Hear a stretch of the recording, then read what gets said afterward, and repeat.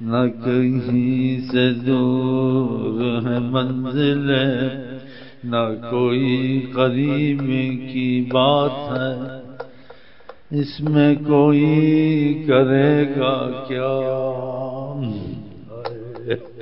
اس میں کوئی کرے گا کیا، اس میں کوئی کرے گا کیا، یہ فقط نصیب کی بات ہے، نہ کہیں سے دور ہے منزل، نہ کوئی قریب کی بات ہے، اس میں کوئی کرے گا کیا۔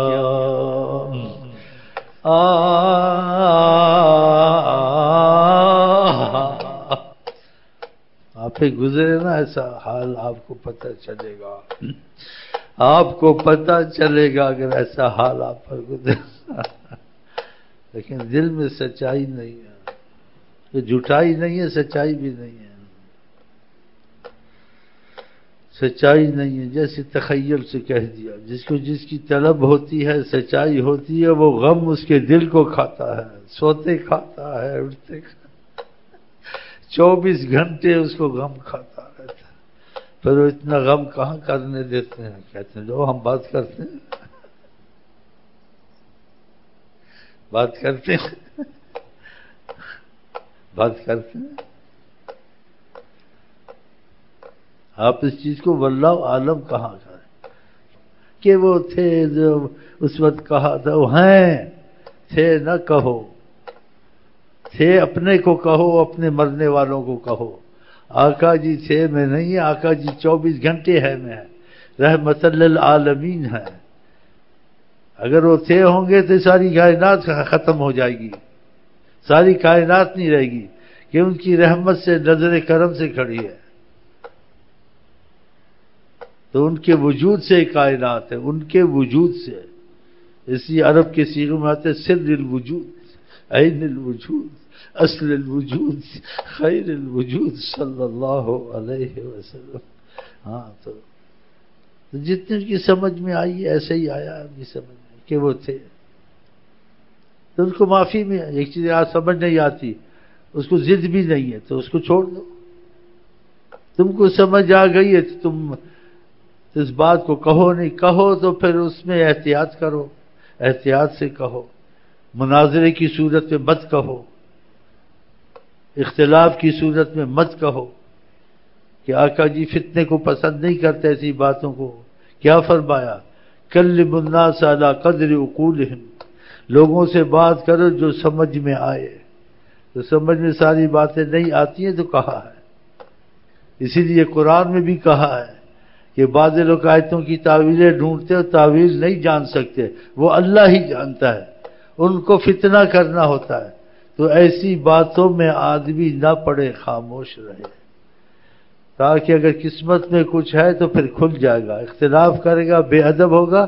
وہ چیز اس سے دور ہو جائے گی، اس میں خاموشی اختیار کر، جو سمجھ میں آئے ٹھیک ہے، یہی طریقہ قرآن نے ہم کو بتایا ہے، یہی حضرت محمد مصطفیٰ نے بتایا ہے، کہ پہلی امتیں بحث اور سوال کرتے تھے تو ہلاک ہوتے تھے، بحث نہیں کرنی چاہیے کہ یہی بات ہے دوسری ہو نہیں سکتی، ہزار مفہوم ہو سکتے ہیں، ہزار باتیں ہو سکتی ہیں، سمجھ میں نہیں آئی چھوڑ دو، تو اس میں ضد کیوں کرنی، اپنی بات منوانے کی کوشش کیوں کرنی، ایسی باتوں میں باتیں منوانے کی کوشش نہیں کرنی چاہیے، بلکہ ایسی باتوں میں ایک دوسرے سے محبت کرنے کی کوشش کریں، جو چیز سمجھ میں نہ آئے میں بھی چھوڑ دوں تو بھی چھوڑ دیں، ختم ہو گیا، یہ منوانا یہ تکبر ہے، اور یہ منوانا اس کو مصیبت میں ڈالنا ہے، اور اس کی مصیبت مشقت میں ڈالنا تمہاری بے حکمتی ہے، اگر تم میں حکمت ہوتی یا تم نبی گن کی بات مانتے تو آپ اس کو بحث میں نہ ڈالتے، بحث سے نکالتے، کہ نبی کریم نے بحث کو پسند نہیں کیا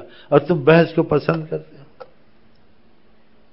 اور جو سمجھ میں نہ آئے تو آقا جی معافی دے دیتے ہیں، جیسے دیوار کا واقعہ طریقت کا سنایا کہ انہوں نے بظاہر حدیث کو دیکھا کہ آقا جی صلی اللہ علیہ وسلم دیوار کے پاس بیٹھے تھے تو کہا جبریل نے مجھے کہا کہ یہاں سے اٹھ جائیں، چکی کا پارٹ گرائیں گے، میں وہاں سے اٹھ گیا، اب اس نے ظاہر حدیث کو دیکھا، حقیقت کو نہیں سوچا اور حدیثوں کو نہیں سوچا، ہاں جی، تو اس نے لکھ دیا۔ اب بظاہر تو لکھا ہے صحیح، لیکن سمجھا نہیں نا، سمجھتا تو توبہ کرتا، کبھی نہ لکھتا، لیکن نہیں تھی اتنی صلاحیت، اتنا فیض نہیں تھا کہ اس بات کو سمجھتا۔ اس نے کہا حدیث میں آقا جی نے کہا ہے کہ جبریل آئے، انہوں نے کہا اس جگہ سے اٹھ جاؤ، یہ پیچھے سازش کر رہے ہیں، جب آپ بیٹھیں گے، یہ چکی کا پارٹ بیٹھے ہیں، یہ چکی کا پارٹ گرانے کا سوچ ادھر سے ہٹ جائے۔ تو آقا کہ جبریل نے مجھے خبر دی، میں یہاں سے اٹھ گیا۔ اب وہ بظاہر تو اس نے ایسے کہہ دیا، حدیث کے مطابق اٹھ گیا، جبریل نے مجھے بتایا، میں یہاں سے اٹھ گیا، آقا جی کہتے ہیں کہ وہ جبریل کا پارٹ گرائیں گے۔ اب وہ مفہوم نکالتا ہے اس حدیث سے کہ آقا کو پتہ نہیں تھا، جبریل نے آ کے بتایا۔ آقا نے یہ کہا مجھے پتہ نہیں تھا، یہ اپنی طرف سے کیوں کہتا ہے تو اتنا کہہ جتنا انہوں نے کہا۔ آقا کو پتہ تھا، آقا کو پتہ تھا یہ کچھ نہیں کر سکتے ہیں۔ جبریل نے محبت کا اظہار کیا اور آپ نے بتانا بھی تھا، مجھے پتہ بھی ہے جو کچھ بھی ہے، جبریل بھی میری محبت کرتا ہے، میرے خیر خواہ ہے۔ آقا نے یہ نہیں کہا مجھے پتہ نہیں تھا، یہ لفظ آقا نے تو نہیں کہا ہے، یہ تو تم نے اپنی طرف سے کہہ دیا آقا کو پتہ نہیں تھا۔ آقا تو ان چیزوں کا پتہ ہے جو صدیوں چھپی ہوئی ہیں، بتاتے ہیں۔ آقا جیسے روشنی میں دیکھتے ہیں ایسے اندھیرے میں دیکھتے ہیں، تو آقا کو پیچھے نہیں دکھ رہا تھا کیا کر رہا ہے۔ آقا جی نماز پڑھتے تو نماز میں صحیح حدیثوں میں تمہارے رکوع دیکھتا ہوں، خشوع دیکھتا ہوں۔ تو آقا جی نماز پڑھ رہے ہیں، پیچھے رکوع کا بھی پتہ ہے کیسے ہو رہا نہیں ہو رہا، خشوع کا بھی پتہ ہے دل میں اس کے رکت ہے یا اس کا دل کدھر لگا ہے۔ تو نماز پڑھاتے ہوئے پیچھے کا سب پتہ ہے کہ مصلیوں کا کیا حال ہے نماز پڑھاتے ہوئے۔ تو ادھر پتہ نہیں تھا کہ پیچھے دیوار کے کیا ہو رہا ہے۔ اب آپ خود سوچیں، تو یہ پھر کتنی غلط بات اس نے لکھ دی، لیکن اس کو معافی میں رکھا خدا نے، اس کی سمجھ میں نہیں آیا نا، جو سمجھ میں نہ آئے تو معافی ہے۔ کہا جیسے میں سامنے دیکھتا ہوں ایسے پیچھے دیکھتا ہوں، تو پھر پیچھے دیکھ نہیں رہے تھے۔ نماز میں سب ان کو پتا تھا کیا ہو رہا ہے، نماز میں پیچھے کا پتہ تھا کون رکوع صحیح کر رہا غلط کر رہا، پھر یہ صحیح حدیث ہے، کہا میں تمہارا رکوع خشوع دیکھتا ہوں۔ تو نماز پڑھتے ہوئے پیچھے سب علم ہے، تو یہ پتہ نہیں تھا ادھر دیکھ کیسی بات۔ وہ سردار کا قصہ سنایا آپ کو، وہ آیا اسے تلوار رکھی اور اس کی نیت خراب تھی، ہاں جی،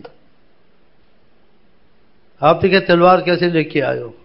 کہا تلواروں کا ناس ہو، ان کا کیا آپ کے سامنے کوئی وقت ہے؟ یعنی میں آپ کو مانتا ہوں اور میں اسلام لانے آیا ہوں، اور جن کے ساتھ تھا بظاہر ان کی مخالفت کرتا تھا کہ آقا سے مل کر پھر آقا کی قتل کا ارادہ تھا، اور جو اس نے باتیں کی ساری آقا نے بتائی، اس کو بتاؤ کس شہر میں کی اور جو کی، وہ حیران ہو گیا، مسلمان ہو گیا۔ آپ نے کہا تم فلانے سردار کے ساتھ بیٹھے ہوئے نہیں تھے، تم نے اس کو نہیں کہا کہ میں تم کو محمد مصطفیٰ صلی اللہ علیہ وسلم سے راحت دے دوں گا، لیکن میری مجبوریاں ہیں، میری اولاد ہے، میں مقروض ہوں۔ اس نے کہا کہ تم یہ کام کر دو، ہمارے استغفر اللہ آقا جی سے جان چھڑا دو، تمہارا قرضہ سارا میں اتاروں گا، تمہاری اولاد کو اپنی اولاد سمجھوں گا، پھر تم اس بنا پہ ادھر سے نکلے ہو۔ جو ساری باتیں بتائیں وہ حیران ہو گیا، مسلمان بتائے یہ پتہ تھا ادھر پتہ نہیں تھا۔ آپ کے چچا قید ہو کے آئے، کہا ہمارے پاس کچھ نہیں ہے، ہم جزیہ دیں، اور آپ نے کہا کہ کوئی جزیہ دے دے تو کوئی قیدی چھوٹ سکتا ہے، نہیں تو قید میں رہے جو جنگ میں پکڑے جاتے ہیں۔ اس نے کہا ہمارے پاس کچھ نہیں ہے۔ آقا نے کہا فلانی رات فلانی عورت کے ساتھ اتنے وزن کا تم نے فلانی جگہ رکھا ہوا سونا، اب بتاؤ کیسے پتا تھا؟ تو دیوار کے پیچھے نہیں پتا تھا۔ تو طریقت کے واقعات نے جس سے موافقت کی تھی اس پر کرم ہو گیا تھا خدا کا، وہ شیخ کی بات مانتا تھا، دل سے مانتا تھا، تو پھر آقا جی کا سامنا ہو گیا۔ یہ طریقت میں ایک واقعہ ایسا ہوا ہے، کہاں ہوا؟ جہاں بھی ہوا، یہ تم کیوں سوچتے ہو؟ یہ سوچتے کیوں کہاں ہوا ہے، کون تھا، یہ نہ سوچو۔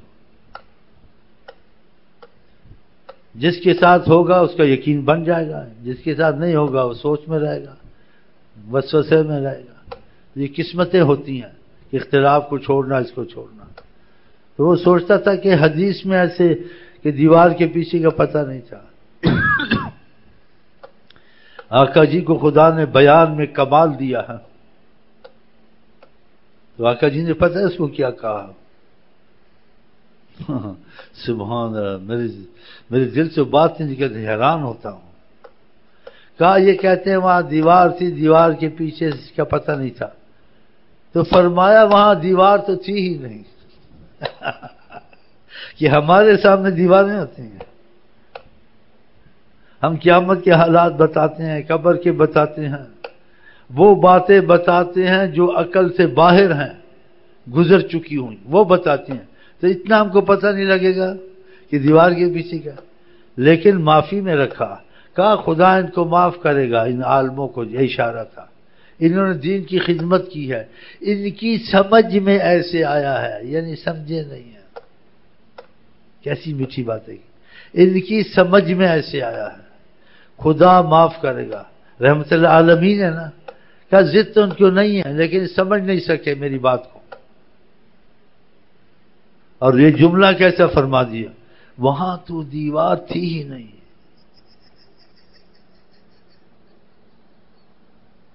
وہاں تو دیوار تھی ہی نہیں، ان کی سمجھ میں ایسے آیا ہے۔ اللہ معاف کرے گا، غلطی ہے تو اللہ معاف کرے گا۔ تو ایسی غلطیاں علماء کو معاف ہو جاتی ہیں، ایک دوسرے کو برا نہیں کہیں، اس بات کو چھوڑ دیں، ان کی سمجھ میں نہیں آتا، بس ایسے آتا ہے۔ جیسے حضرت عائشہ کے واقعہ میں آقا جی بظاہر مشورے تھے، پتہ تو سب کچھ تھا، انہوں نے کہا آقا جی کو پتہ نہیں تھا، آقا جی مشورے لیتے ہیں، پھر اس میں بے ادبیاں کرتے ہیں، علم کی برکت ختم، عبادت کی برکت ختم، خدا کی رحمت ختم، ساری عمر پڑا یا بدبختی رہا، کیونکہ بے ادبی میں داخل ہو گیا نا۔ جو اختلاف کی بات ہے چھوڑ، تم کیوں کہتے اس چیز کا پتہ تھا نہیں پتہ تھا؟ حضرت عائشہ رضی اللہ عنہ کا ہار جب گم ہوا تھا تو آقا جی مشورے کرتے تھے نہیں کرتے تھے، ان کی حکمت وہ جانے، امت کو سکھاتے تھے کہ ایسے واقعات ہیں، اس میں جلدی نہ کرے، اپنے کو خود بری نہ کرے، آرام سے کام لے، پھر اللہ تعالیٰ مسئلہ کھول دے گا۔ آپ نے لوگوں کو سکھانا بھی تھا، ایسا مسئلہ آ جائے تو اس کا رستہ کیا ہے، اس کا طریقہ کیا ہے، اس مسئلے کو حل کیسے کیا جائے، تو یہ حل کرنا سکھانا تھا۔ تو پھر آپ حل کرتے تھے ان کو سکھانے کے لیے، ورنہ آپ کے لیے وہ حل ہی حل تھا۔ آپ نے کیا صحابہ سے حل کرنا تھا، مشورے لینے تھے۔ یہ آپ کی کمال ہے تربیت میں۔ لیکن جو کند ذہن ہو، نی ملا ہو، نی حکیم ہو، کس سے الجھو گے؟ اس سے آپ جیسے آدمی ہوں جیسی بحثیں کریں، بے ادبی سے بچیں، بولے بس بات کو چھوڑ دو، اسی پہ فیصلہ کرو جو نبی کریم نے کہا کہ بحث مت کرو، تو آپ نبی کریم کی بات نہیں مانتے، بحث چھوڑ دو، ختم۔ لیکن یہ ضرور کہتے ہیں کہ آپ نے کہا قیامت تک سب کچھ میں دیکھتا ہوں، دیکھتے ہیں، آپ نے کہا ہے تو ہم اس کو غلط سمجھیں تو بات کافر بنے، آقا جی کو غلط سمجھے، اور کہا ایسا دیکھتا ہوں جیسی میری ہتھیلی ہے۔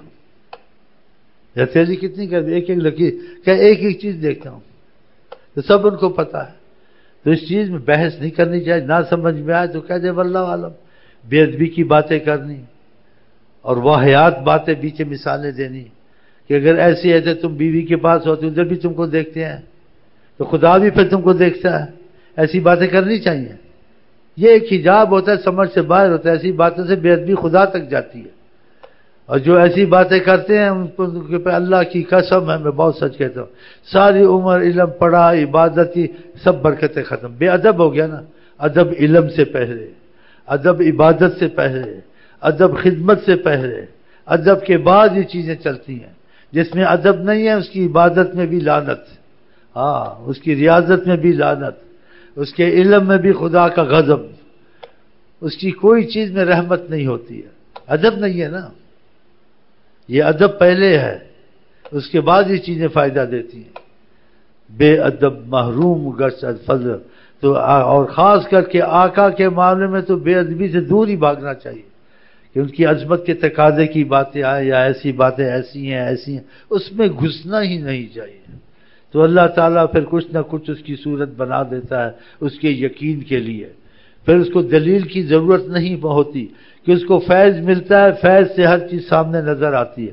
جب نظر آتی ہے سوال جواب کا سوال ہی پیدا نہیں ہوتا، بلکہ وہ اس چیز کو چھپاتا ہے. اگر میں بتاؤں گا مجھے یہ پتہ چلتا ہے اور یہ باتیں میری سچی بھی نکلتی ہیں تو یہ لوگ مجھے تنگ کریں گے، میرا پیچھا نہیں چھوڑیں گے. ہاں پیچھا نہیں چھوڑیں گے، ہمارا یہ بھی مسئلہ ہو، یہ بھی حل ہو، خدا کا واسطہ، نبی کا واسطہ، یہ واسطہ وہ واسطہ. یہ پھر ایک مصیبت انسان کے لیے کھڑی ہو جاتی. بہرحال آقا جی کے دائرے کے ادب سے نہیں نکلنا چاہیے، اور انسان کو جتنی معلومات ہو جو باقی کو اس سے زیادہ بتاتا ہے یا ایسی بتاتا ہے کہ عقل آؤٹ ہوتی ہے، اس میں توقف کرے. وہ توقف کون سا؟ سب سے اچھا لفظ واللہ اعلم بالصواب، بس پڑھے نا. تو اللہ تعالیٰ کرے جہاں تک سمجھ آئے ہم مانیں، اور جہاں سمجھ نہ آ جائے وہاں خاموش ہو جائے انشاءاللہ تعالیٰ.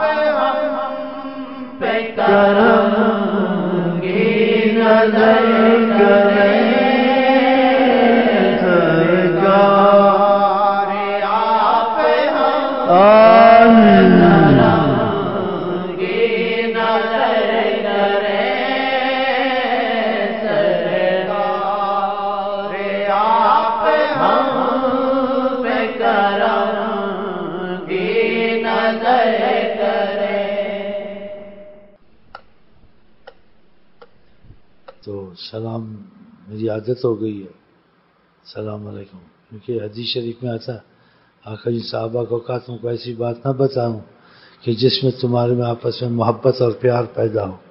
تو صحابہ نے کہا بتائیں. تو آپ نے کہا کہ افش السلام بینکم، سلام پھیلاؤ اپنے آپ. اسی میں سلام کرتا ہوں، سلام اس لیے کرتا ہوں محبت نیت ہے نا. تم بھی نیت کر لو کہ آپس میں محبت ہو جائے، خدا رسول کی محبت. ٹھیک ہے، ناک کی سیدھ میں چلتا ہوں، ناک کی سیدھ. تو میں آپ کو کہتا ہوں السلام علیکم ورحمۃ اللہ وبرکاتہ. آپ کیا کہتے ہیں؟